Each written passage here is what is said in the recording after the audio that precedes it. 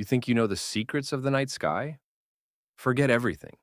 The oldest people in Africa, the Sand Peoples, say the stars are just ash from a hunter's fire. And the moon? It's his old, worn-out shoe. This is the ancient, secret legend that explains the night. In the time before the moon, the world was blanketed in a heavy, endless darkness. The land was beautiful, the red sweeping deserts of southern Africa, but when the sun set, nothing could be seen. There lived a great hunter, an old man who was a master of his craft. Yet he struggled every night. He was frustrated by the blackness that hid his path home and kept him from his duties. He needed to find a solution. Sitting by his small, crackling fire one evening, the hunter had an idea. He looked at the pile of bright white ash beside the glowing coals. He reached down and scooped up a large, generous handful. He pulled back his arm and, with a powerful sweep, tossed the ash high into the great void of the sky.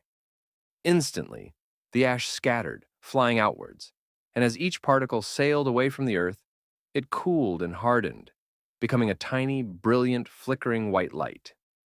These were the very first stars. The hunter looked up and smiled.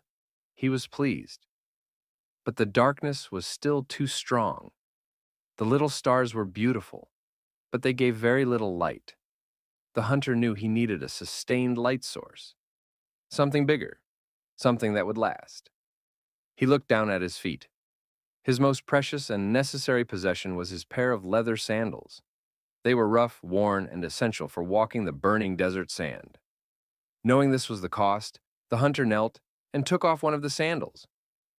He held the worn leather in his hand for a long moment, a solemn look on his face, understanding the sacrifice he was about to make.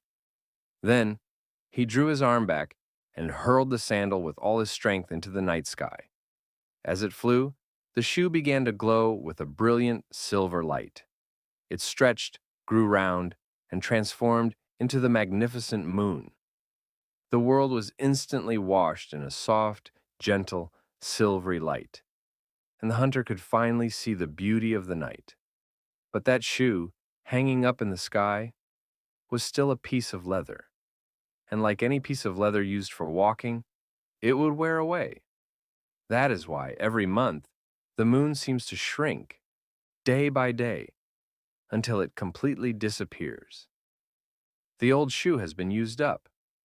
When the night is black again, the hunter patiently waits by his fire.